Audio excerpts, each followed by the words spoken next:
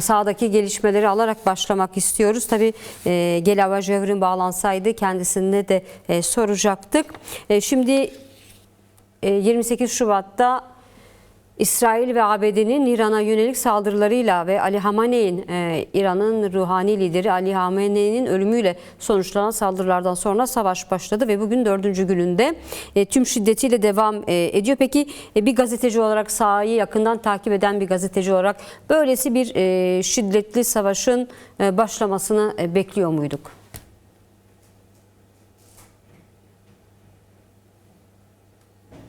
Şimdi Orta Doğu'da hiçbir şey sürpriz değil.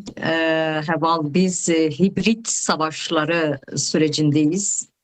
Onun için biliyorsun müzakereler bir yandan devam ederken aslında İran müzakerelerin iyi olduğunu, 4. turuna geçeceğini söylüyordu. Fakat sonradan ne oldu? Müzakereler esnasında böyle bir saldırı başlattı. Orta Doğu'da olanlar açısından sanırım böyle bir şey sürpriz sayılmaz. Çünkü yakından takip edenler bilir. Her an her şey olabilir. Düşüncesi ve yaklaşımıyla da yaşarlar.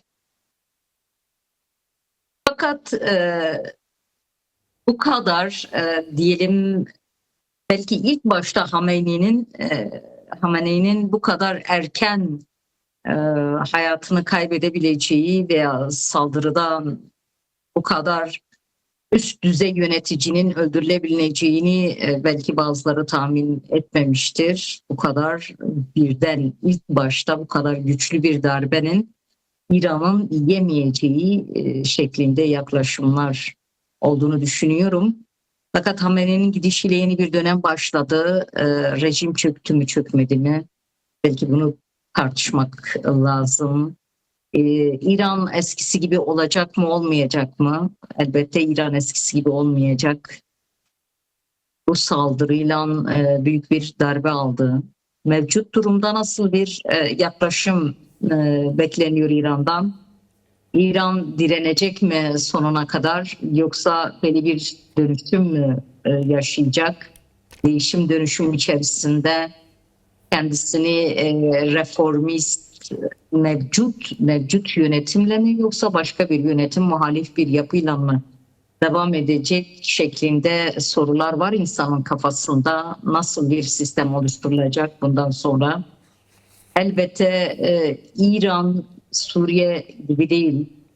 Yani daha Bu fazla, çok ifade ediliyor. en azından. Evet, İran Suriye gibi değil söylemi çokça dile getiriliyor farklı gazeteciler ve yorumcular tarafından.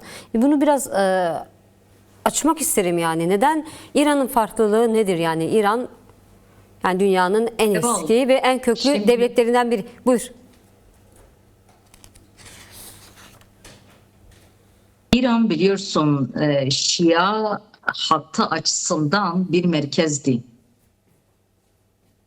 Yemen'den Hizbullah, Lübnan'a kadar, Irak'a kadar, Suriye'ye kadar kendisini örgütlemiş. Onlar açısından liderlik rolü oynayan bir merkez rolü görüyor. Evet. Tarihinde hiçbir zaman, eğer yanılıyorsam beni düzeltin lütfen, ama tarihinde hiçbir zaman bir başka gücün egemenliği altına girmemiş. Ayrıca çok farklı halklar mevcut durumda, orada bir parçalanma durumunda çok daha büyük bir kargaşa çıkacak. Bu kargaşa 10 yıllarca sürebilecek bir kargaşa olur. O açıdan hiç şeyin ağzından duydunuz mu? Trump'ın veya Netanyahu'nun ağzından işte biz İran'ı parçalamak istiyoruz, şurayı şunlara vermek, bunu buna vermek istiyoruz tarzında bir şey duydunuz mu? Hayır. Bu rejim artık değişmeli veya hatta bazen şöyle de olabiliyor. Hani bu rejim zayıflarsa yarın öbür gün ve ciddi tavizler verirse, eğer İsrail açısından, batılı güçler açısından bir tehlike olma konumundan çıkarsa, Evet. onunla tekrar masaya otururlar mı? İşte başta hibrit savaşlarından söz ettim. Birçok yol yöntem deneniyor, birden değişiyor. Bazı öngörülmezlikler, hele Trump'ın kişiliğiyle de birleşince bu hibrit savaşları tarzları birçok şeyi beklemek mümkün. Bir baktınız yarın Trump dedi ki biz masaya oturduk. Fakat mevcut durumda şunu söylüyor, diyor ki biz hazırız. Yani bazı gruplar eğer İran'a girecekse Evet, destek vermeye şunun hazırız. Gerçekliği içerisindeler. Eğer karadan bir güç olmasa bu rejimin kolay kolay iktidara bırakmayacağı yönünde sanırım değerlendirmelerden sonra karadan da gücün gitmesi yönünde yaklaşımları var. Trump'ın biliyorsun o yönlü istemlerinin olduğu söyleniyor. Ve açık bir şekilde Fakat, ifade etti. Bugün dedi silahlı milislere destek verebiliriz şeklinde açıklama yaptı. Tabii kim olduklarını açık bir şekilde ifade etmedi tabii. Ancak böyle bir açıklaması oldu birkaç saat önce. Yani o milislere yardım etsin veya etmesin, Kürtler açısından önemli olan Kürtlerin demokratik birliği ve bu açıdan 5 Kürt Partisi hareketi 22 Şubat'ta bu saldırılar olmadan önce bir mutabakata vardılar, bir anlaşma imzaladılar, bir birlik oluşturdular ve bu birlik temelinde denildi ki biz Kürt halkının ve diğer halkların haklarını İran'da savunacağız tarzındaki bir yaklaşım sergilediler. Evet. Onun için şimdi Trump hani yardım edeceğiz, etmeyeceğiz ben onu bilemiyorum. Arka perdesinde olur mu, olmaz mı, kime yardım edecek onu bilemiyorum. Fakat benim gördüğüm daha 22'sinde Kürtler o birliği yıllardır uğraştıkları, üzerinde çalıştıkları ki biz biliyoruz bu sadece böyle birkaç günde oluşmuş bir yapı değil. Yıllardır bunun üzerinde duruluyor, ilişkiler kuruluyor, diplomatik temaslarda bulunuyor, birbirlerini tanıma, orada hangi güç ne istiyor ve ortak esaslarda bir araya geldiler sonuçta. Öyle bir yaklaşımları oldu. Ortak bir deklarasyon biliyorsunuz yayınladılar ve o deklarasyonda da Kürt halkının haklarını koruyacakları şeklinde ifade ettiler. Dün de bir şey yayınladılar biliyorsun. Orada da Hebal şunu istedi dediler ki Kürt halkı öz savunmasını geliştirsin ya da silahlı asker ordunun içerisinde olan silahlı yapılar kendi halkının içerisine dönsün. Ya da kin gütmeyin, intikam almaya çalışmayın, bireysel intikam almaya çalışmayın. Birbirinize yardım edin, koruyun. Ya da mevcut kurumları daha sonrasında, ben şunu anlıyorum, daha sonrasında kullanılabilecek şekilde onları koruyun.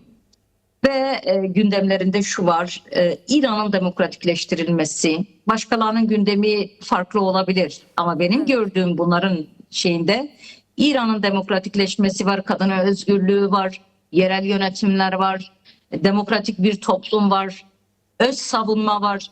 Bunlar ne anlamına geliyor? Başta Kürtler kendileri açısından istiyorlar ama demokratik toplum veya demokratik ulus dediklerinde bütün İranlı halklar açısından da anayasada halkları garantiye alınmış bir pozisyon istiyorlar. Peki. O açıdan da saldırı olursa kendilerini korumaları ve kendilerinin hakları halkı korumaya hazır olduklarını ifade ediyorlar. Bu ne anlama geliyor? Şöyle diyebilir miyiz? Onlar Roşlat'ın içerisine girebilirler mi? Bu onların bileceği iş ama ancak biz tahminlerde bulunabiliriz. Tahminler olabilir. En azından benim tahminim olabilir şeklinde girebilir. Halk çünkü mevcut durumda İran bir şeye girebilir. Kürdistan'da arttırdığı güç sayesinde halka da yönelebilir. Evet, devrim muhafızları gönderdiği yönde de binlerce bilgiler insan vardı. tutuklu. Rojhilat Kürdistan'la İran'ın yeni güçler kaydırdığı şeklinde de haberler bugün farklı ajanslar özellikle Evet, dijital hem medyaya sınıra yansıdı. Suna, sana az sonra tekrar fakat son döneceğim bir tabii. Evet. teşekkür. Senin son cümleni de alalım. Sana tekrar döneceğim çünkü daha sormak istediğim farklı sorular da var. Son cümleni de alalım. Diğer arkadaşlara da söz hakkı vereceğim. Verebilirsin. Yani şunu diyecektim, son günlerde özellikle Kürdistan'da ve diğer yerlerde de bizim gördüğümüz Sine'de, Kırmanşah'da, Kırman'da veya işte Urmiye'de, Sine'de, diğer yerlerdeki paslarların karargahları, devlete hizmet eden o askeri kurumlar hedef alınıyor ve özellikle Kürt güçleri de o alanlardan Kürt halkının uzak durulması yönünde uyarıda bulundu. Evet. Peki Suna, yansımalarını hemen sorarak devam edelim. Tabii geride bıraktığımız Haziran ayında da İran'a yönelik benzer bir saldırı olmuştu. 12 gün sürmüştü. Ancak bugün geldiğimiz nokta itibariyle savaş İran'la sınırlı değil. Yani tüm Körfez ülkelerine yayılmış bulunuyor. Bombardımanlar var. İran, biz komşularımızı bombalamıyoruz. ABD ve ABD'nin askeri üslerini bombalıyoruz şeklinde açıklamalar yapsa da havaalanları hedef alındı, yine farklı noktalara hedef alındı. Hevlere yönelik yoğun saldırılar, füze saldırıları oldu. Irak ve Orta Doğu'ya nasıl yansıyor bu savaş? Şimdi tabii Orta Doğu'da ciddi bir Şii nüfusu da var. Az önce de konuştuk. İran aynı zamanda, özellikle Hamenei sadece İran'ın ruhani lideri olarak kabul edilmiyordu. Tüm Şiilerin ruhani lideri olarak da görülüyor. Şiiler bu saldırıyı hem kendilerine yönelik de yapılmış olarak görüyor ki nitekim gördük, Irak'ta, Bağdat'ta protestolar da gecikmedi. Hatta ta Pakistan'a kadar Şii nüfusunun alanlara çıktığını da gördük. Sen nasıl değerlendiriyorsun? Nasıl yansıyor sahaya? Elbette Hamaney'nin öldürülmesi Şii yapısında, Şii inancına sahip halklarda ciddi bir rahatsızlık yarattı. Fakat şunu görmek lazım. Daha öncesinden İran'ın Şiiliği Kum merkezliydi. Irak'ın Arap Şiiliğiyle bir kısmıyla aslında çelişki halindeydi. Sadr'la Khamenei'nin çok iyi anlaştığını ve aralarının çok iyi olduğunu söyleyemeyiz. Çünkü Sadr'ın Şiiliğinin yönü de Kerbela'dır. Ben başta bir şey söyledim sanırım, eğer yanılmıyorsam. Dedim, eğer İran İran kadar güçlü değildi o Şialık konusunda, öncülüğü konusunda. Eğer İran zayıflatılırsa ben bağımsız arkadaşlarımız bu ticaret yollarını veya işte onun ideolojik boyutunu, her şeyini, onlardan bağımsız bir şey diyeyim, bir hedefi de Müslümanlar açısından Mekke, Medine'yi bir kıblegah yapmak. Herkes, bütün inançlar açısından, en azından Müslüman çatısı altında olan o inançlar açısından onu kıblegah yaptığınız zaman Suudi Arabistan'ın aslında diğer bütün Müslümanların temsili olarak İsrail'i tanıyabileceği yönündeki değerlendirmeler var. O zaman da İsrail önündeki diğer tehlikeler ortadan kalkıyor. İsrail'in ideolojik yaklaşımı çok derin. Sanırım ona girmeye gerek yok. Nil'den Fırat'a kadar istediğini bilmeyen mi var? Bunu açık açık ifade ediyorlar. Ve bunun için de planlarını ortaya koymuşlar. Acaba arkadaşlarımız şunu söyledi.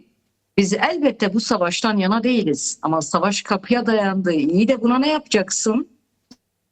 Taktik ilişkiler geldi, senin ayağına dayandı. Taktik ilişkiler yapmayacak mısın? Senin taktik veya stratejik ilişkilerin ne olacak? Evet. Stratejik ilişkilerin elbette, Kürtler şunu söylüyor diyor, demokratik kesimlerle, demokratik toplumla diyor, onlarla bizim işte sosyalist kesimlerle, onlarla bizim stratejik ittifaklarımız olur.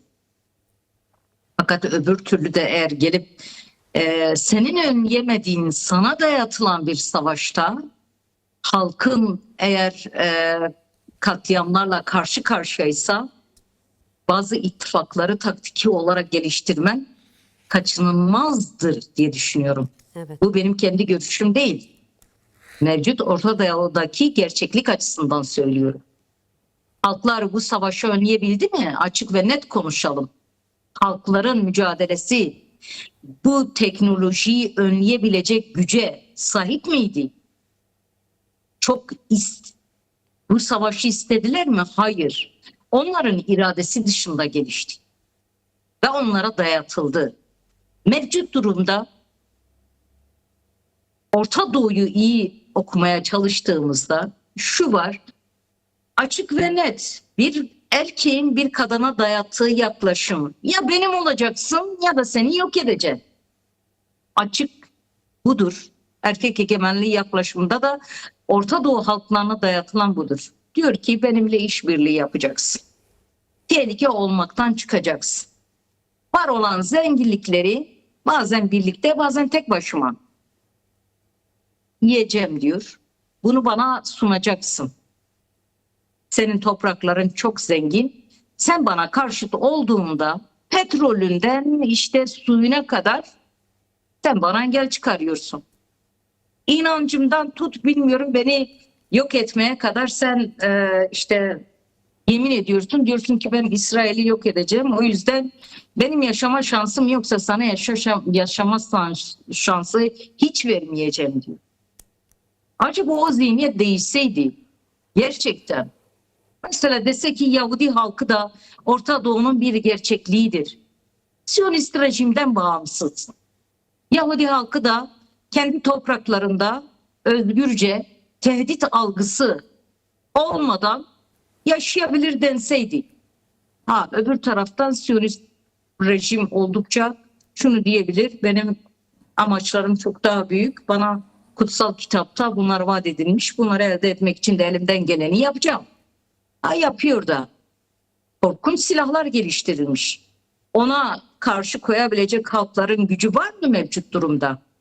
Şimdi şunu diyorlar, kimin patriotu daha erken bitecek, kimin füzeleri daha geç bitecek. Ona bakarsan Fransa'da uçak gemisini getiriyor. Almanya kaynaklarını açıyor. İngiltere kendi füzelerini kullanma imkanı sundu. İşte diyelim ki diğer Körfez ülkeleri kendilerine saldırılar oldukça imkanlarını sunma açısından hiç de cimri davranmıyorlar. Evet. Ne olacak? Bu kaosun içerisinde İran'daki halklar ne olacak?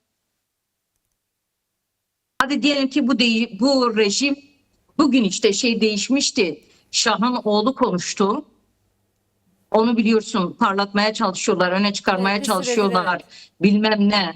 Her ne kadar dense de İran'da onun karşılığı yok. Böyle bir kesim var. Hala Şah gelsin de Avrupa'yı ya da batılı yaşam tarzı buraya gelsin. Yok hamburger gelsin, yok kola gelsin, yok işte diyelim ve daha farklı şeyler en azından bir kültürel değişime yol açabilecek, kültürel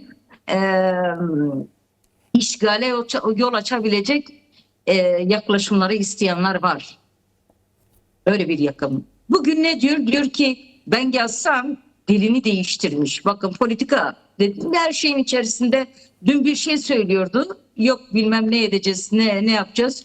Bugün diyor ki Lorların, Kürtlerin, şuyun, buyun diyor. Kardeşçe yaşayabileceğimiz bir sistem oluşturacağız. Temsilleri olacak. Ona bakarsan dünyanın en demokratik insanı kesiliyor.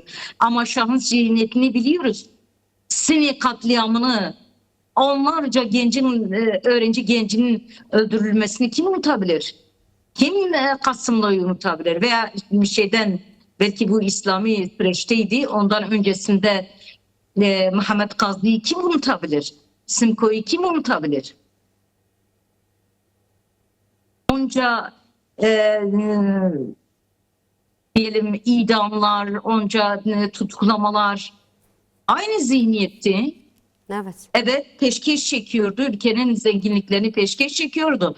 Fakat kendi içerisinde de istediğini yapıyordu. Kendisi zevk-ü sefa içerisinde halk yoksul. Şimdi böyle bir rejim alternatif olabilir mi? Hayır. O zaman bizim önleyemediğimiz bir savaş var. Bunun içerisinde Kürtlerin durumu ne olacak? Hadi Evet. bakalım ki Kürtlerin durumu ne olacak? Nasıl okuyorsun? Kürtlerin Ne füzesi olacak? yok. Tabloyu nasıl görüyorsun? Kürtlerin uçakları yok.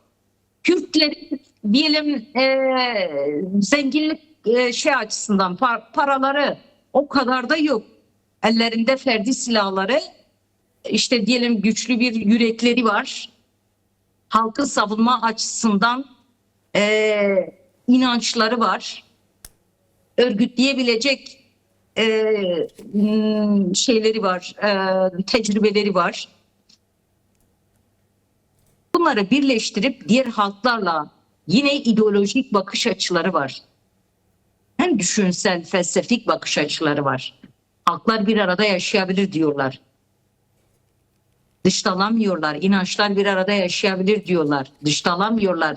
Kinci davranmayın. Yarın öbür gün eğer bu yönetim değişirse sonuçta yine bir arada yaşayacaksınız.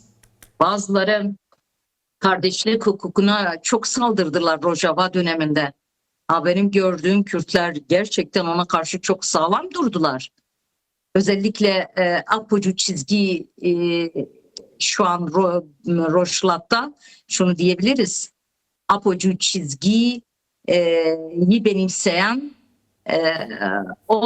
orada gerçekten bedel vermiş bir kesim var. Bunu nereden mi biliyoruz? Reber Apo tutuklandığı zaman siz biliyorsunuz onlarca kişi Rojava Kürdistan'da şehit düştü. Evet. Ve bugün şeyi saklamıyorlar. Mesela PJAK'ın liderleri, öncüleri şunu saklamıyor. Diyor ki biz Reber Apo tutuklandığında diyor biz yönümüzü dağlara verdik. Bütün öncü kadroları öyledir. Biz o felsefeden besleniyoruz, o düşünceden besleniyoruz diyorlar. Ve bu felsefenin gücünün Orta Doğu'da gerçekten tabii ki izin vermiyorlar. Ben onun için dedim kapitalist moderniteyle demokratik modernitenin çatışması hep olacak.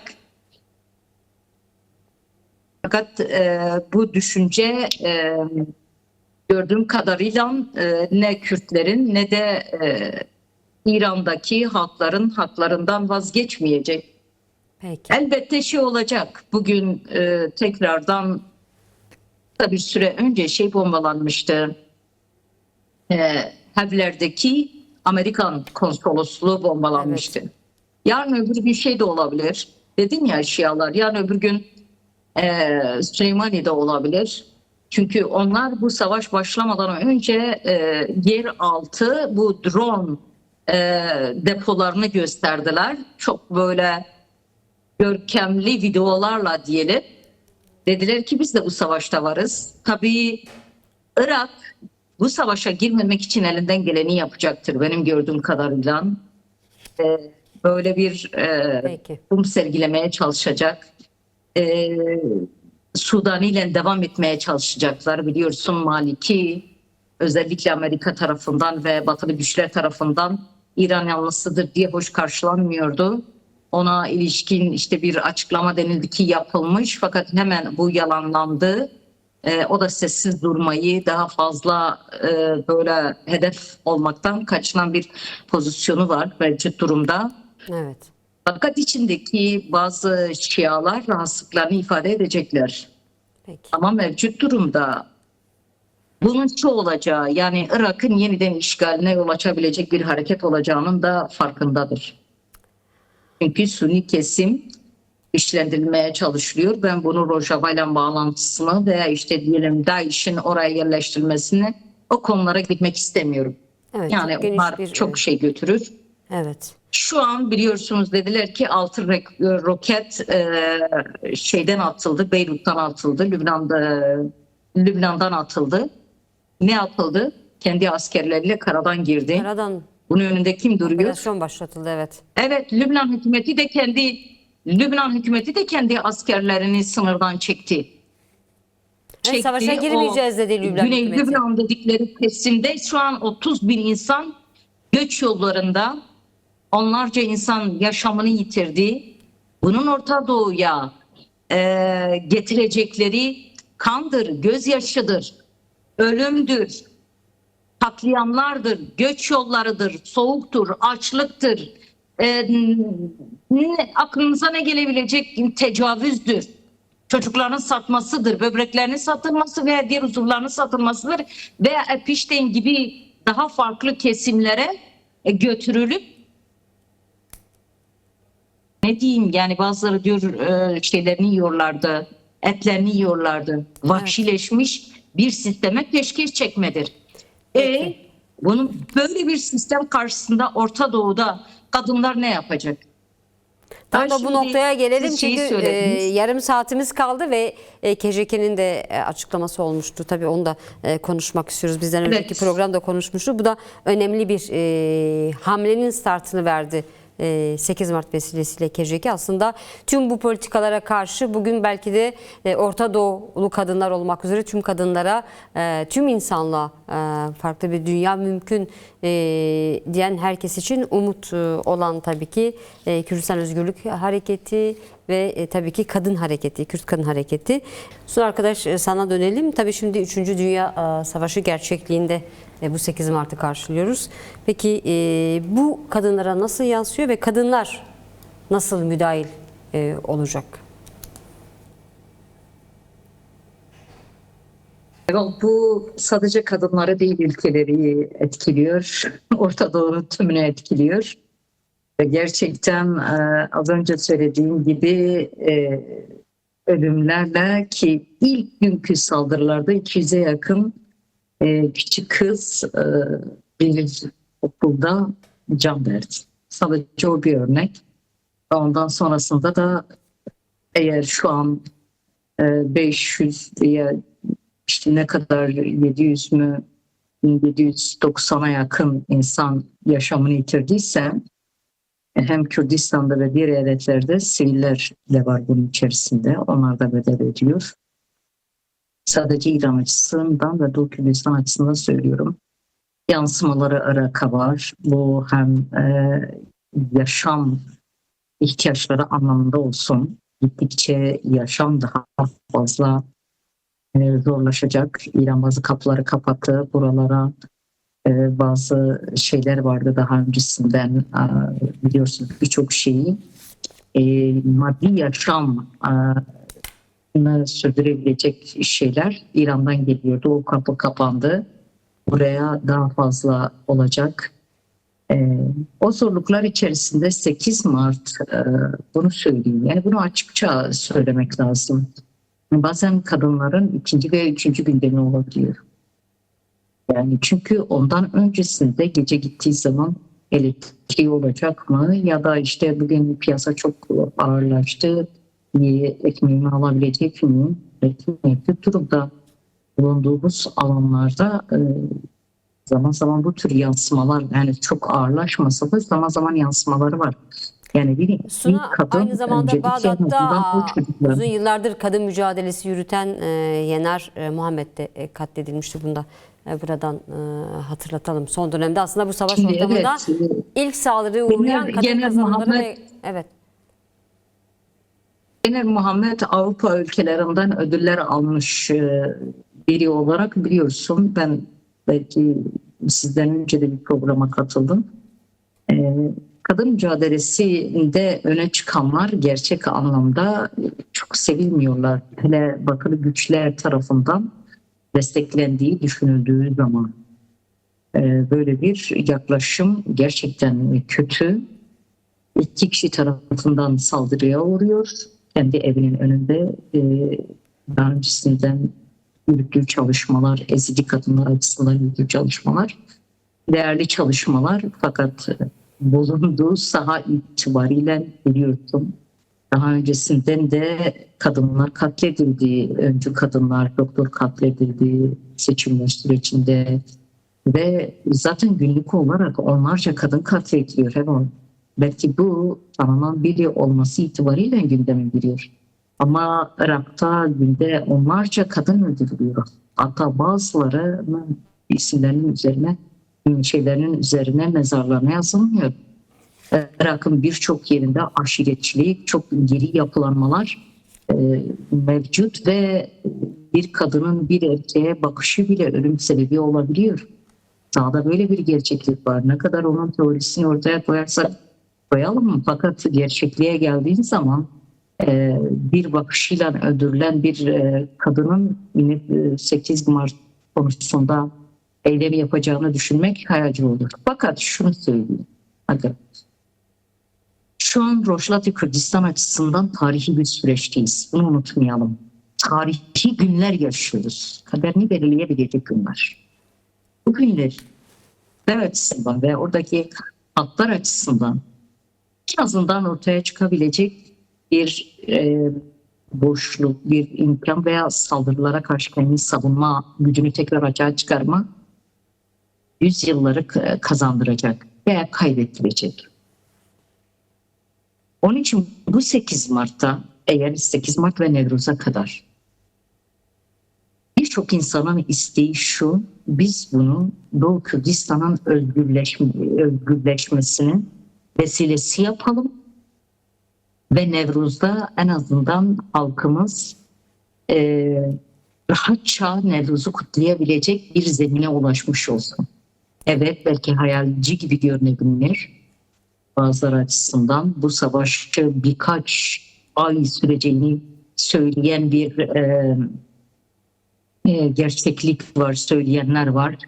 İran'ın kendisi diyor ki savaşı başlattılar ama kimin bitireceğine ben karar verdim. Ne zaman biteceğine ben karar verdim.